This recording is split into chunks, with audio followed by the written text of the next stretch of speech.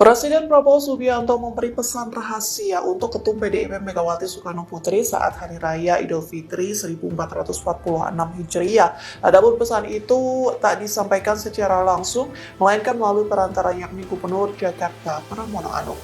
Dikutip dari tribunnews.com, hal itu disampaikan Pramono Anung saat bersilaturahmi ke kediaman Megawati di Jalan Teguh Umar Menteng, Jakarta pada Senin 31 Maret. Kepada awak media, Pramono mengaku berbicara dengan Prabowo selesai sholat Id di Masjid Istiqlal.